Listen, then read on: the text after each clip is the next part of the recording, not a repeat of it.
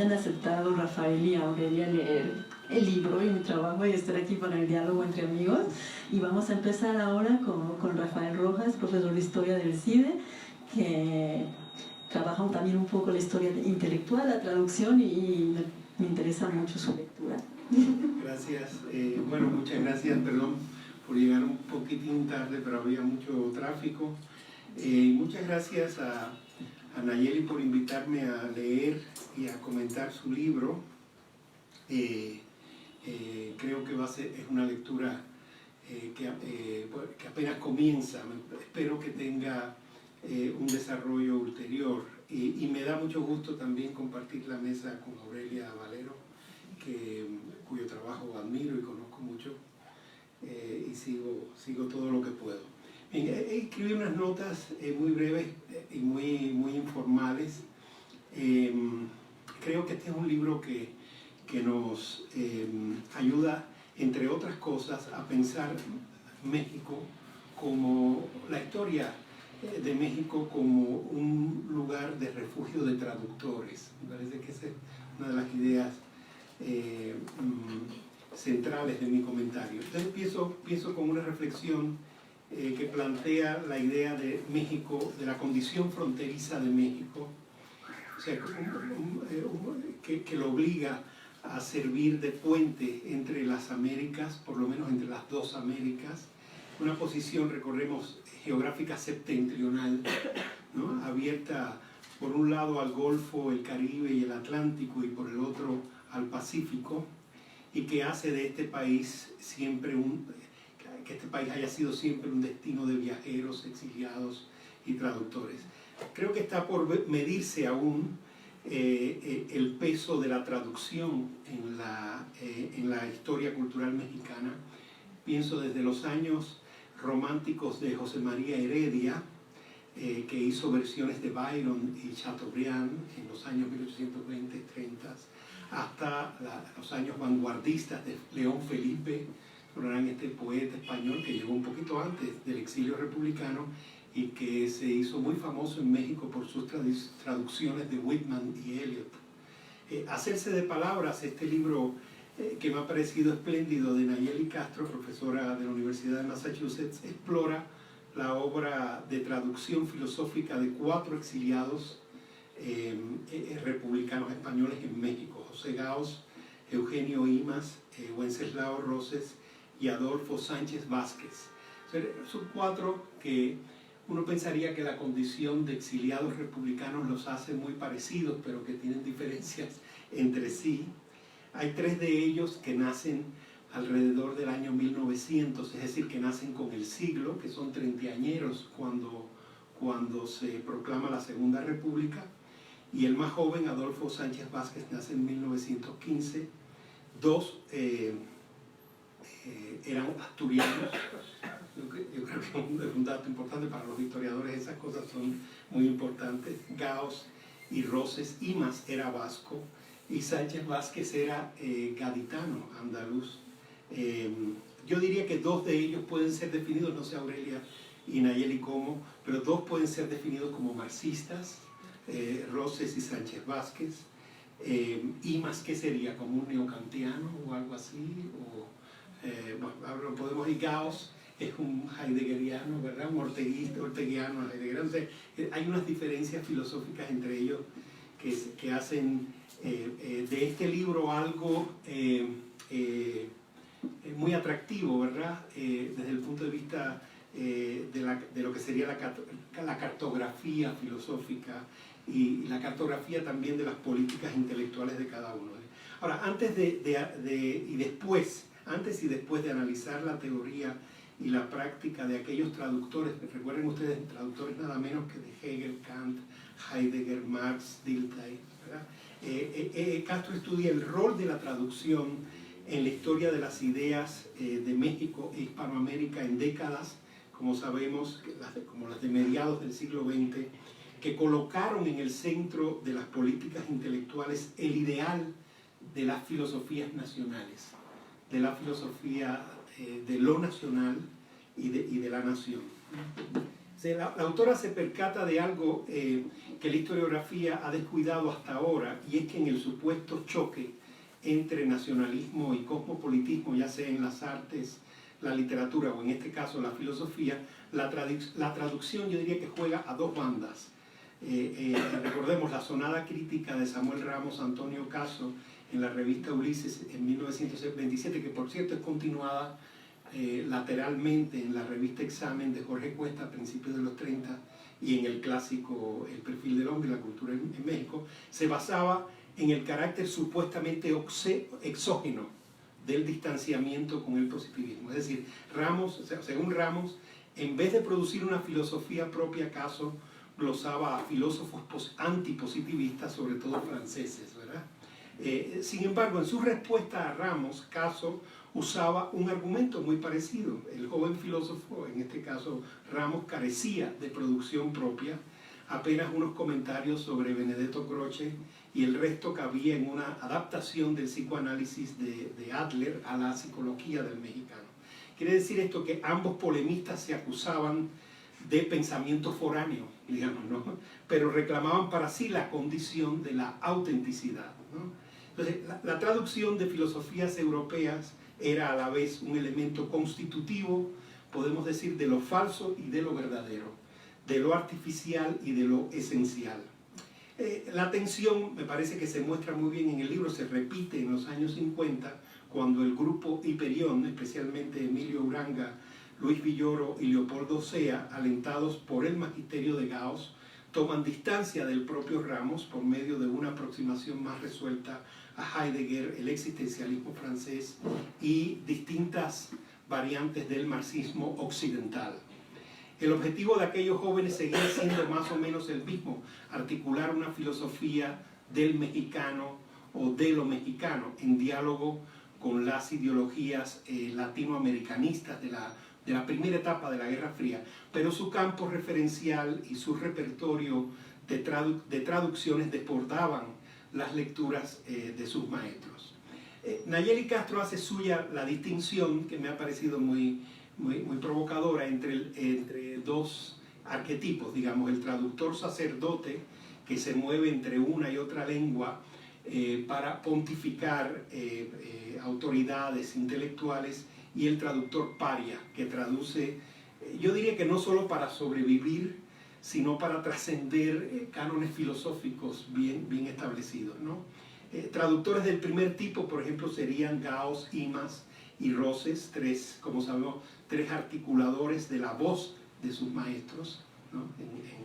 en castellano. Y traductor paria, dice Castro, habría sido Adolfo Sánchez Vázquez, quien, sin embargo, como es conocido, difícilmente habría escrito las ideas estéticas de Marx, como él mismo en algún momento reconoció, sin sus intentos de traducción de filosofía soviética que lo ayudaron a comprender mejor los límites entre el marxismo ortodoxo y el marxismo crítico. Aunque en este libro se mencionan muchos otros traductores, Eduardo Nicol, por ejemplo, el propio Emilio Uranga, Marta Harnecker, hasta Marta Harnecker aparece aquí como traductora de Althusser, el libro se centra en los cuatro mencionados, ¿verdad? Republicanos españoles exiliados todos.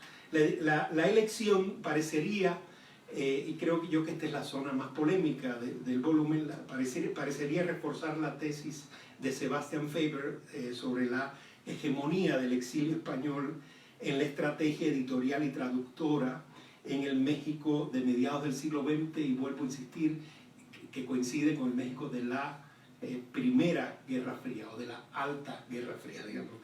Tesis que habría, creo yo, creo que ella misma, la autora, lo sugiere, habría que matizar con el recordatorio de que el horizonte intelectual del exilio republicano debió sumarse al campo ideológico del Estado postrevolucionario mexicano, especialmente después del cardenismo, que tenía conexiones diversas con las ciencias sociales atlánticas. Entonces, en ese campo, esa supuesta hegemonía del exilio republicano español, ¿verdad?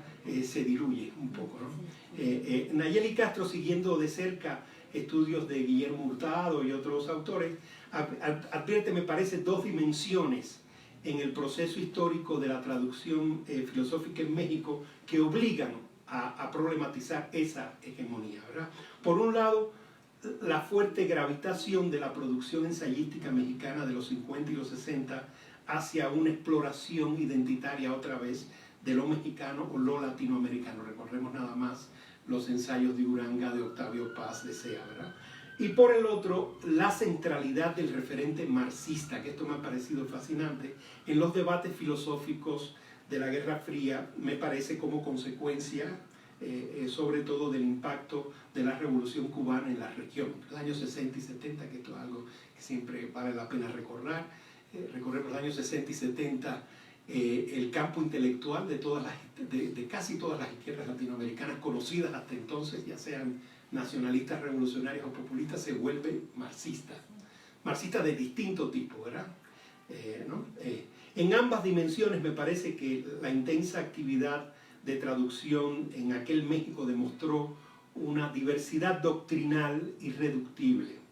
O sea, ante aquel desbordamiento de referentes, psicoanálisis, existencialismo, estructuralismo, fenomenología, la escuela de Frankfurt, propio, recordemos, de la nueva izquierda de los 60, en el que jugaron un papel decisivo, lo dice ella, pero hay que enfatizarlo, Arnaldo Orfila y la editorial Siglo XXI, las tesis orteguistas sobre la filosofía en español, heredadas del proyecto de Revista de Occidente, quedaron muy pronto rebasadas. En las páginas finales de su libro, Castro da cuenta de los peligros panhispanistas, y es un término que me llamó mucho la atención que ella usara, ¿verdad? Que entraña preservar intacta aquella tradición y aquel linaje de la traducción en México, ¿verdad? El linaje, que me refiero al del exilio republicano español. Y digo que me llamó mucho la atención el uso del término del panhispanismo, porque el panhispanismo es una corriente que los historiadores de las ideas enmarcamos muy bien en torno a 1910, con la obra de Rafael Altamira y Crevea, Rafael María de Labra, Adolfo Posada, y eso que es esta idea de la reconquista espiritual de América después de la pérdida definitiva de las colonias tras la guerra de 1898, en que España pierde Cuba, Puerto Rico y Filipinas. Entonces encontré un párrafo al final del libro muy rico para analizar, y que habla de estas prevenciones, de estos cuidados que hay que tener frente a una reivindicación acrítica del gran linaje de la traducción filosófica del exilio republicano español, que se los quiero leer y ya para ir concluyendo, ¿no? Dice ella: pensar las relaciones, claro, es un pasaje que está del epílogo donde la autora nos está presentando los problemas de pensar la traducción como una vía de acceso a una reflexión sobre la filosofía en español, o digamos, a los peligros de identificar o confundir las políticas, las estrategias de traducción de la filosofía occidental con los propósitos de una filosofía en castellano o filosofía en español, que como sabemos es un tema carísimo a Ortega y a toda la generación de revistas occidentales. Dice ella: pensar las relaciones entre el español y la filosofía implica enfrentar la secuela de la leyenda negra que ha rodeado a la producción intelectual española desde el siglo XVI. Son como implicaciones, ¿verdad? Implica también confrontar la inevitable expansión de la lengua de la mano del imperio, ¿no? Esa translatio studi imperi que vio la luz con la obra de Fray Alonso de Veracruz y muchos otros, ¿verdad? La idea de que el castellano como lengua imperial, sobre todo en época de Carlos V y Felipe II. Implica también problematizar un panhispanismo filosófico que suele constituirse, aunque no siempre lo haga, sobre la base de una hispanidad excluyente y purista. E implica asimismo estar alerta a la manera en que esta expresión filosófica en español se traduce hacia espacios de interlocución globales, en los que también confronta lenguas y representaciones con una densidad histórica propia. Me parece que es un pasaje de la mayor importancia. Y ya termino. O sea, la propia aspiración, me parece, identitaria a una filosofía que cifrara las esencias de lo mexicano, lo latinoamericano, lo hispánico. Y cuando decimos lo mexicano, recordemos que eso no solo era lo mexicano, lo argentino, lo cubano, ¿verdad? La bolivianidad, etc. No, toda aquella aspiración se ha desvanecido con la lógica transnacional de la globalización. No solo la relación con la lengua, también la relectura y la manera de historiar esa gran tradición de traductores deben cambiar al ritmo de la velocidad y el espíritu mutante de nuestra época. Creo yo, para finalizar, que este libro es un buen indicio de ese cambio, ¿verdad? Una indagación tan atenta a las sorpresas del archivo como a los flujos textuales de lo leído, lo traducido y lo escrito. Gracias.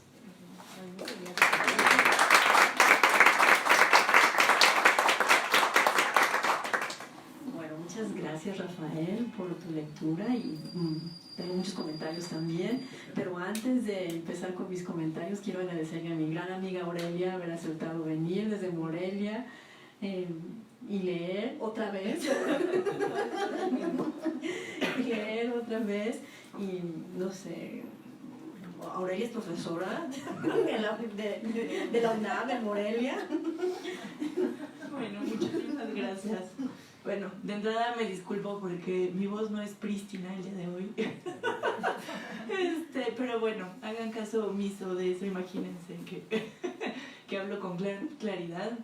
Y bueno, primero pues es agradecerle a Nayeli muchísimo por haberme invitado a participar en esta presentación. A mí me da la aparición de este libro me llenó de alegría por muchos motivos. Uno, desde luego, es de tipo personal, por la amistad que le tengo a Nayeli. Sé que, bueno, un libro siempre es un gran logro y una satisfacción inmensa, pero además yo me congratulo mucho también como colega, puesto que me permite tener un texto con el cual discutir, del cual aprender muchísimo, tal como lo hice, y en donde encuentro realmente un diálogo para los distintos materias o temáticas en las que yo me he desarrollado. Entonces, realmente estoy muy contenta y bueno, y por eso pues me permite hablar un poco de mi experiencia. Digamos, yo he tenido la fortuna de seguir la elaboración de este libro en sus sucesivas etapas, ¿no? Desde que conocí a Nayeli durante la maestría y apenas estaba formando propiamente en traductología, en estudios de traducción. Posteriormente, cuando estuvo haciendo la investigación para su tesis doctoral, que es el germen, yo no diría que es el germen de este libro, no es propiamente su tesis doctoral. Y finalmente ahora, cuando encuentro ya la versión publicada. Cuando yo leí la tesis doctoral de Nayeli, para mí fue un descubrimiento. Yo nunca había sabido de qué se trataba la traductología, no sabía qué eran los temas que trataba, y me di cuenta que es un campo donde realmente se atraviesan muchísimas disciplinas, desde luego el análisis del discurso, la filosofía. Hay un análisis muy ceñido al lenguaje, sin escatimar, sin hacer a un lado las cuestiones teóricas, ¿no? Entonces es muy exigente tanto por el lado del detalle, como además por todas las dimensiones que comprende. Y a mí me sorprendía que, digamos, trabajando yo en el campo de la historia intelectual, nunca me hubiera topado con un libro de esta naturaleza. En la historia intelectual, pues normalmente atendemos a lo que se puede llamar los tres polos de la creación de las ideas, ¿no? Que es justamente la producción, la circulación y la recepción. Y se habla de traducción, pero de manera muy amplia, siempre marginal, y desde luego sin tomar en cuenta las distintas perspectivas que se han venido planteando en la traductología. Entonces, bueno, para mí por eso fue descubrir un mundo, ¿no? para mis propios estudios, y ver a los actores que yo había venido trabajando desde hace años bajo una luz completamente distinta. Entonces fue realmente pues muy esclarecedor, pero también me obligó a cambiar mis propias perspectivas, ¿no? Mi propio lugar de enunciación. Y bueno, y pues por eso también le quedé siempre muy agradecida a Nayeli. Y bueno, si yo tuviera justamente que describir este libro en algunas cuantas palabras, diría que lo que hace Nayeli es desvanecer mitos que rodean justamente esta producción, circulación y recepción de las ideas, de los escritos. Y es por eso que es un libro muy polémico. Por ejemplo, el hecho mismo de que yo no conociera el ámbito traductológico, creo que en parte tiene que ver con esta falta de diálogo que muchas veces tenemos entre disciplinas, mucho más que al hecho que se ha reiterado mucho sobre la invisibilidad del traductor, ¿no? Yo creo que el historiador intelectual sabe que hay traducciones, pero no se pregunta cómo se realizan y cuál es su real impacto. Y bueno, y ahí es uno de los primeros mitos que se disuelven en este libro, tiene que ver con esa invisibilidad del traductor. En realidad, en México el traductor siguió una trayectoria, un itinerario muy distinto, y en donde muchas veces justamente esa invisibilidad no es tal. Por el contrario, ha sido una fuente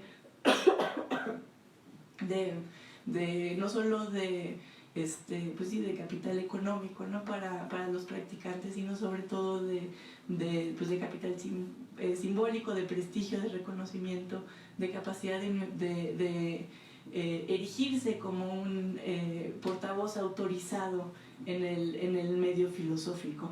Entonces, ese sería, y ahí esto lo vemos principalmente en esta figura que ya mencionaba Rafael, que es la del traductor sacerdote, ¿no?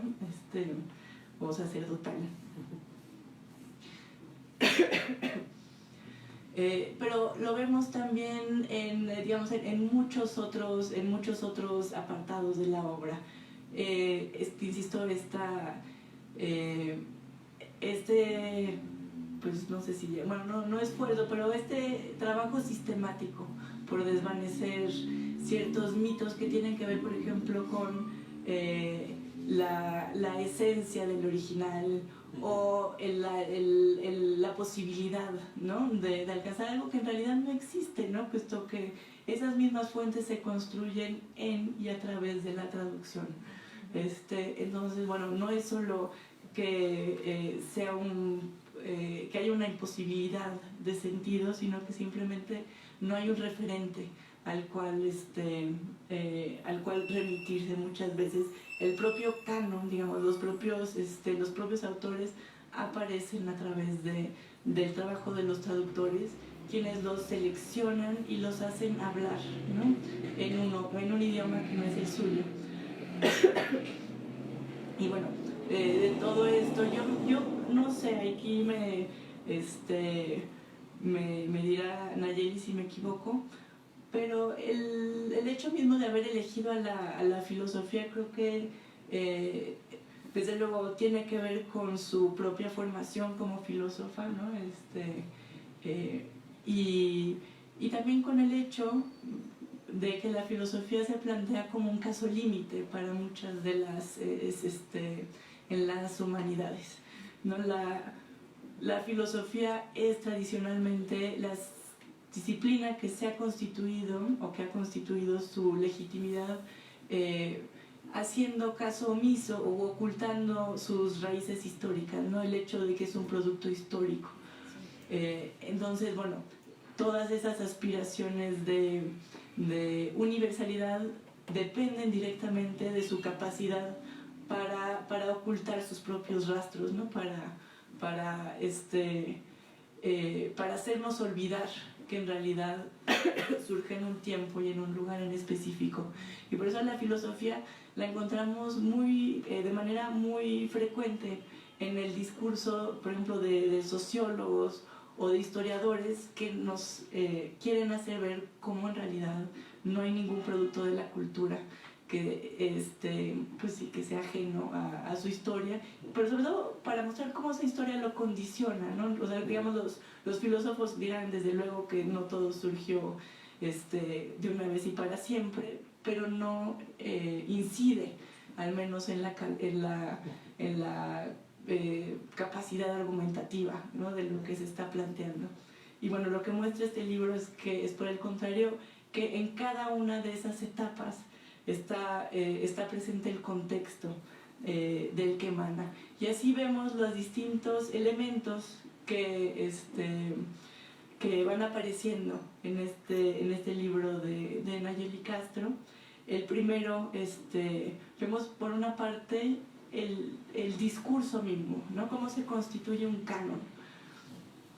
Y ello ahí tiene, bueno, aparecen las opciones, digamos, o las elecciones que hacen los mismos traductores para trasladar cierto discurso al español. Aquí sí, definitivamente el español es un elemento que vertebra, ¿no?, todo el libro.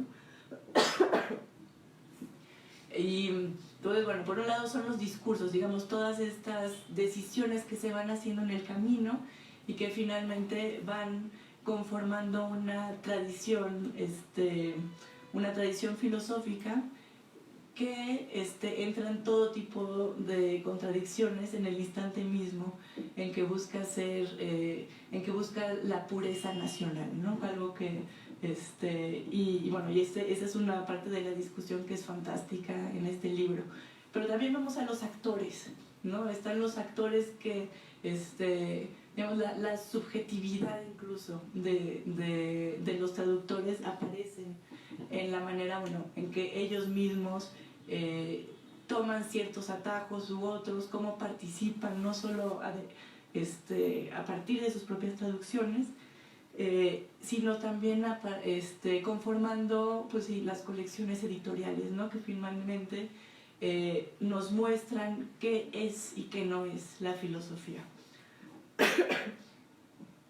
Y otro elemento que aparece aquí también es, bueno, ya no son los actores aislados, sino encontramos la conformación de redes.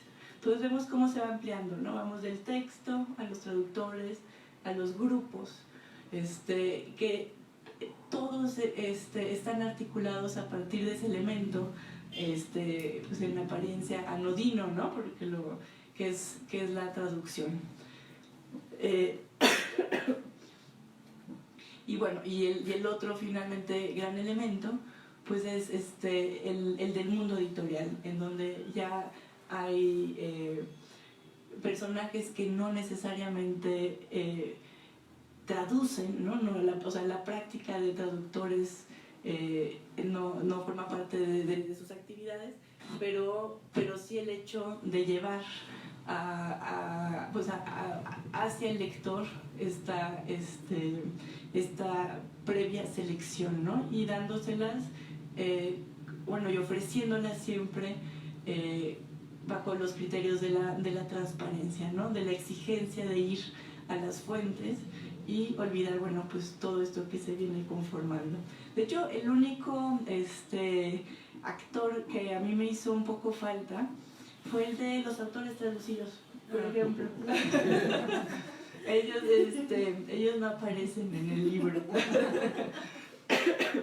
Pero por lo demás tenemos absolutamente todo el espectro de la traducción. Y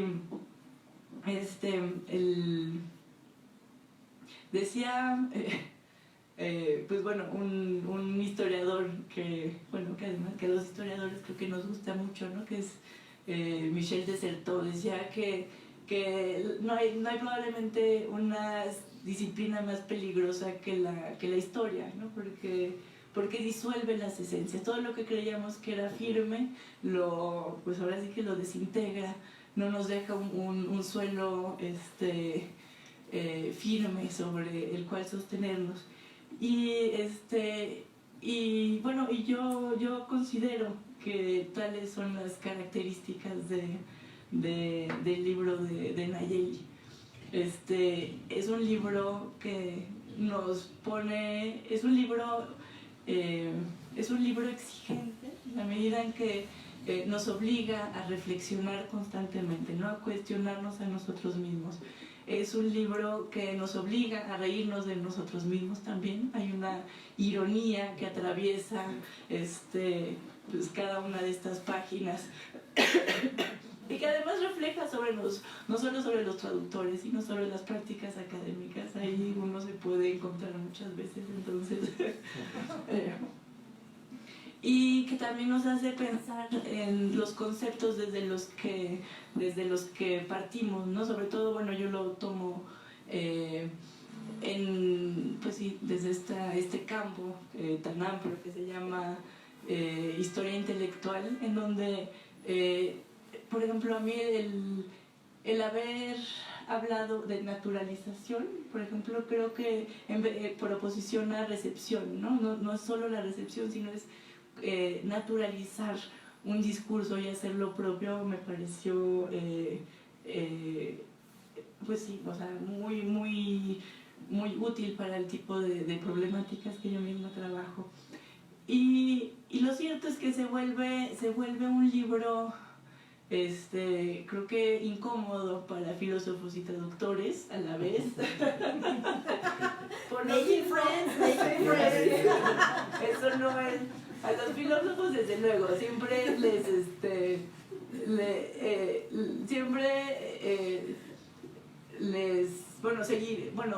suelen defender su postura universalista, ¿no? En donde, cuando se les muestra cómo finalmente el tipo de discursos de donde parte, pues tiene ese sustrato pues histórico, sociológico. Pero me imagino que también debe ser difícil para los traductores, ¿no? En donde ver cómo sus prácticas han ido cambiando, pues tiende a, no sé, si a mermar su certeza sobre el hecho de que, por ejemplo, cada traducción sucesiva tiende más a la fidelidad, ¿no? Tú incluso en algún momento del libro hablas sobre una teleología implícita en las traducciones, ¿no? Pensamos que cada nueva traducción es mejor que la anterior y de hecho no, o sea, son opciones, siempre son opciones, pero que bueno, ha habido, me parece, ustedes saben mejor que yo eso, pues una cierta, no sé si oposición entre teoría y práctica de la traducción, ¿no? Muchas veces aquello que desde la teoría se siente recomendable, como por ejemplo el dejar las marcas extranjeras en un texto, ¿no? Para que no haya una apropiación por completo, para que no, pues de los traductores no les funciona en la práctica.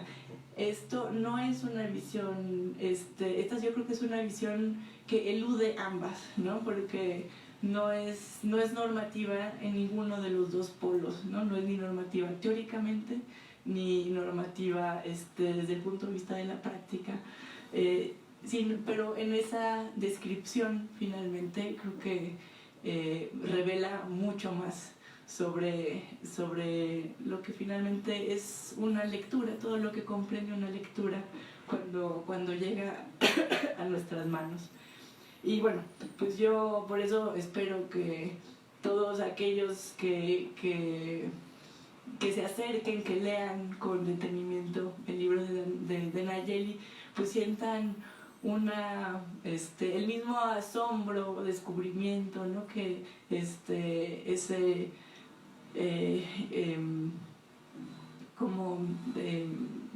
que no se me va la palabra, o sea, lo que quiero decir es como que te instiga, que te pica, ¿no? Intelectualmente,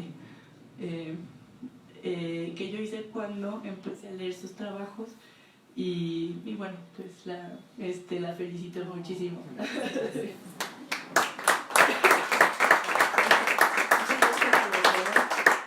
Bueno, yo ahora voy a platicar un poco de cómo surgió el libro y en el relato de cómo surgió el libro espero también ir recogiendo inquietudes que han surgido de las dos intervenciones de Rafael y de Aurelia. Es un libro incómodo para los traductores, para los filósofos y para mí. Para empezar. Tal vez primero para mí, porque me tardé en que esto saliera como 8 años, ¿no? Los 4 del doctorado y lo que llevo tratando de cambiar la tesis de doctorado en libro. Entonces ha sido un proceso incómodo por eso, y más incómodo todavía si me acuerdo que cuando estaba en la Facultad de Filosofía, ya no quiero pensar cuándo, hace algunos años, tenía mucha frustración con la carrera. Tal vez no era con la carrera, sino cosas que, bueno, personalmente chocaban con lo que estaba en la carrera, y ahí se hizo un cóctel molotov. Una cosa que me molestaba mucho era que los profesores decían, Aristóteles dijo que la capacidad de asombro es lo que hace la filosofía. Y digo, bueno, ¿pero así lo dijo? ¿Pero cómo lo dijo? Y siempre lo citaban en español sin pensar, ¿no? O sea, había un filtro allí que se nos escondía. Y se citaba a Hegel, y se citaba a Heidegger, y Hegel dijo esto, y a mí siempre me molestó mucho eso. No porque yo supiera alemán o porque supiera griego, pero porque me hacía sospechar que lo citaran en español de manera tan libre y sin advertir que probablemente había algo en su interpretación que tenía que ver con una lectura particular que no se nos estaba exponiendo, ¿no? La segunda cosa que también me parece de este libro incómoda para mí personalmente es que precisamente en el último año de la Facultad de Filosofía tuvimos que tomar un monográfico sobre la filosofía mexicana. Y yo lo odié. Yo dije, nunca jamás voy a leer a estos tipos. Y terminé haciendo un doctorado leyendo.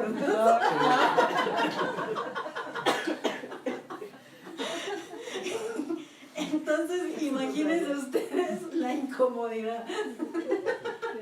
Yo traté de olvidar que en algún momento me dije, nunca jamás los voy a leer, sobre todo cuando los estaba leyendo. Pero es verdad que tal vez esa frustración, esa incomodidad, esa molestia fue lo que me llevó a hacer el libro, al final a resolver ese problema, ¿no? A leer a fondo y por qué me molesta, qué está pasando. Y bueno, y también fue conveniente que pude hacer el doctorado, que me becaron, que hice todo el contexto social que también funciona, ¿no? Que gracias a que propuse un tema como este, que a alguien le parecía que tenía pies y cabeza, pude construir, digamos, 8 años de carrera intelectual hasta ahora. Vamos a ver hasta dónde llega, ¿no? Vamos a ver. Es verdad también que es yo me gusta ver el libro como una pieza de un rompecabezas. Es una pieza de un rompecabezas que tiene un hoyito por aquí, una manita que sale para acá, y es eso, es una pieza de un rompecabezas que encaja en algún lado, pero que no nos dice en dónde. Entonces, muchas de las cosas que yo creo que pueden encajar es precisamente, como mencionabas tú, ¿no? Ese puente que es geográfico, geopolítico, intelectual, que México significa en el contexto americano, ¿no? Es un puente no solo geopolítico, también puede ser un puente historiográfico, cómo interpretar estas traducciones que surgen en un momento particular, con lecturas situadas con ciertos intereses intelectuales y que no siempre solo son intelectuales, también hay una política que va detrás. Entonces, esto nos permite, digamos, mostrar esa manita de la pieza de rompecabezas que quiere alcanzar a meterse en otra pieza de rompecabezas, ¿no? Y me acuerdo en tu ponencia del Colegio de México del año pasado que hablabas de los economistas que habían traducido, ¿no? Y yo decía, bueno, y tú decías, no, es que estos vienen del inglés. Y yo, no, pero viene del alemán. Y tú me hiciste ver ahí muy claramente, no, en economía viene del inglés y la filosofía tal vez venga del alemán. Esa es otra manera en que el rompecabezas empieza a armar y en el que uno se da cuenta que en realidad es solo una pieza, es la pieza que corresponde a la filosofía. Pero la filosofía nunca va sola. No, la filosofía nunca va sola. Por eso hace falta esa otra pieza del rompecabezas y cómo vamos descubriendo los lazos de la filosofía con la economía, con la historia, y que en el libro apenas se sugieren, porque yo estoy de veras muy centrada metodológicamente. Para mí no había otra manera de mostrar esto más que cortando allí, ¿no? Y mostrando que había cierta hegemonía lingüística que solamente puedo argumentar montada en Gauss. No hay otra manera. Sí, bueno, no le tengo que creer. Sí, es esa relación ambivalente entre el que, bueno, uno quiere creer al sujeto que está estudiando, pero al mismo tiempo lo quiere cuestionar, ¿no? Y esa es otra de las cosas que me parecen incómodas de mi libro, que está allí y que todavía no tengo muy resueltas. Hablando de una imagen que pone Aurelia, cómo las cosas se van construyendo poco a poco del texto a la lectura, a la gente, a la red.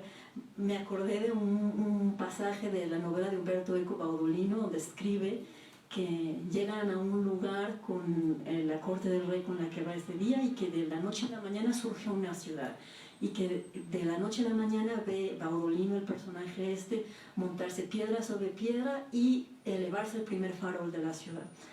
Es un poco lo que me hace pensar esta idea del libro y de la filosofía como surge en México en ese momento, ¿no? Cómo va de piedra sobre piedra, de repente se erige el farol y de repente podemos decir que hay filosofía en México. Me parece que es una imagen que sugiere que de una lectura que se monta sobre una lectura a otra, y de repente puede uno suponer o presuponer que hay un campo de lectores que se interesan por lo mismo y que permiten defender un ámbito filosófico serio. ¿No?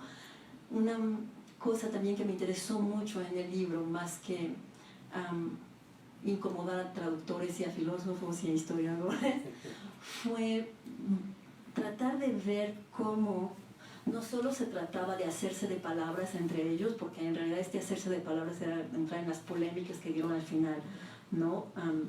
Lugar a un campo intelectual, sino también cómo dieron lugar a la formación de un lectorado. Ajá. El lector de filosofía se crea también con esta peleadera, con este hacerse de palabras, ¿no? Entonces, hay un lector de filosofía al que se le da todo muy digerido en las colecciones de vulgarización, de difusión. Hay otros lectores de filosofía a los que se les da un poco más de estatus al poner las cosas un poquito más difíciles en los libros. Entonces ahí uno ve viendo también cómo van creando lectores. No nada más es crear autores o crear un campo filosófico ficticio o real, como sea, sino también crear lectores. Entonces me parece es cuando se ve la otra manita del rompecabezas que sale de la filosofía para meterse en la historia intelectual, para meterse en prácticas de lectura, en prácticas de escritura y en fin, en prácticas de pensamiento. Y yo creo que ya con eso voy a acabar, y les agradezco de nuevo a los dos mucho, y si tienen preguntas. Bueno, yo solo quisiera decir que cuando dije incómodo, era el mejor de los sentidos. Un libro que no te deja quedarte sentado, ese es un libro incómodo, ¿no? Porque te obliga a hacer algo, ¿no? A saber dónde estabas parado, ¿no? Pero era en el mejor de los sentidos. Y así lo tomé, no te preocupes, así como cuando decía el Bourdieu que lo mejor era déranger, ¿no? Así que lo mejor era molestar, ¿no? Yo te quería hacer dos preguntas. Una es que me llamó la atención al final del libro que hablaras de este concepto de lo intraducible o de la intraductibilidad que aparece con mucha frecuencia, sobre todo en los estudios culturales, ¿no? más recientes, no tanto en la historia intelectual, ¿no? Y la pregunta que yo me hago es, volteando la mirada hacia ese momento, vamos a decir, épico, ¿no? de la traducción en alemán, ¿cuáles serían las zonas de lo intraducible, lo que tú podrías detectar que no pudo viajar bien del alemán al español, digamos, que se quedó como por el camino? Y la otra pregunta es más sobre un ejercicio como de actualización de tu perspectiva. ¿Qué ha pasado con la traducción de filosofía después de ese momento glorioso. ¿Qué ha pasado en la... ¿Cómo, hay algo, digamos, en las últimas décadas que pueda caracterizarse como otro momento de la historia de la traducción de filosofía en México?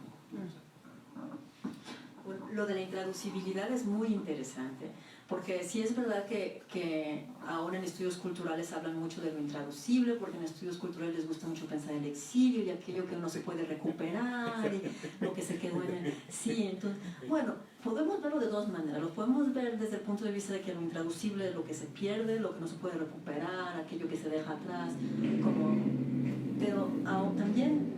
Y en esto me apoyo sobre todo en Bárbara Casán y su nuevo libro, el vocabulario es tan traducible, ¿no? Que no es que lo intraducible sea lo que no se puede traducir, sino lo que no se puede dejar de traducir, porque siempre está pidiendo traducirse de nuevo, probablemente porque se siente que hay algo que se queda detrás y que uno quiere volver, pero el hecho de que se vuelva a traducir significa que es más traducible, ¿no? Es una dialéctica ahí muy extraña y pues yo creo que el ejemplo por excelencia o el más conocido es el de Heidegger, ¿no? Y de la polémica que después de la publicación de la segunda traducción de Cruchaga surgió, ¿no? Como decía Cruchaga, Cruchaga justifica de manera muy superficial, a lo mejor no tenía ganas de justificar su traducción, él solo quería que se publicara y ya que saliera, ¿no? Pero una de las cosas que dice es que la primera traducción no estaba en español, ¿no? Entonces, eso no es que fuera intraducible, sino que a él no le gustaba el español por alguna razón. Y había muchas otras cosas que decir de esa traducción, pero lo que demuestra la segunda traducción es que lo intraducible es al contrario, lo que es más traducible porque se vuelve y se vuelve y se vuelve a intentar, ¿no? Ahora, la segunda, te la voy a quedar a deber. ¿Qué pasa con la traducción de filosofía en México ahora? Yo creo, pero esto es solo una intuición, que se ha desplazado más hacia Argentina, que en México no se traduce mucha filosofía últimamente y que en Argentina y en el Cono Sur están haciendo más cosas. Sí, en Chile también. ¿Por qué será? Bueno, tal vez es porque no hay tanto subsidio en México ya también. Yo siempre me inclino más a pensar en que hay condiciones más propicias, sociales, editoriales más propicias de hacerlo, a que sea una falta de capacidad, ¿no? Lo que sí se ha hecho es se ha formalizado bastante. El Fondo de Cultura Económica tiene un departamento muy sistemático de revisión de traducciones, tienen sus contratos, o sea, los departamentos editoriales de traducción, de ciencias sociales, no nomás de filosofía, de ciencias sociales de las editoriales, se han profesionalizado bastante. Ahora que los derechos de traducción y las ferias y que hay muchísimos otros factores que tomar en cuenta para explicar esto, yo creo que es algo que tendríamos que considerar para ver por qué se ha desplazado la traducción de ciencias sociales, no solo de filosofía, a Argentina, Chile y Cono Sur en general. España también. Sí. ¿Y qué nos puedes decir tú de tu propio libro retraducido? Porque eso tampoco lo mencionas mucho. Bueno, es que la tesis doctoral estaba en francés. Y una de las cosas que me tocó hacer era volver a leer mi francés, que es indigesto. ¿Y salió como libro en francés? No salió como libro en francés, afortunadamente. Salió en español y sí, había cosas que yo dije, bueno, es que esto no se puede traducir. Esto es intragable. Y por eso dice Aurelia que lo volví a escribir. Bueno, el libro sí tiene mucho de la tesis, sobre todo el tercer capítulo que le puse Hacerse de Palabras. Con Hacerse de Palabras, como dice ahí en la contraportada, quiero explotar dos cosas, dos ideas, ¿no? Los actores, los filósofos que allí están retratados como traductores, instrumentalizan la traducción para pelearse con otros traductores y otros filósofos, ¿no? Hacerse de Palabras es entrar en una polémica verbal por medio de la traducción, ¿no? Pero hacerse de palabras también es apropiarse de estas palabras, ¿no? En el sentido yo me hago de una bolsa, me hago de unos zapatos, ¿no? Son míos. Entonces esa es la ambivalencia de la expresión hacerse de palabras. Y el tercer capítulo se llama Hacerse de palabras, precisamente porque allí describo de manera muy general cómo tradujeron los diferentes grupos de filósofos mexicanos ahí en los años que estudio y cómo se oponían a otros traduciendo. Entonces era hacerse de palabras entre ellos.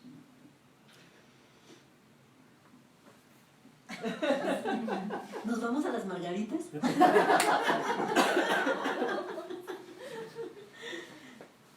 Pues sí, bueno, podemos platicar en la mesa, ¿no? Y podemos seguir platicando en la mesa y podemos hablar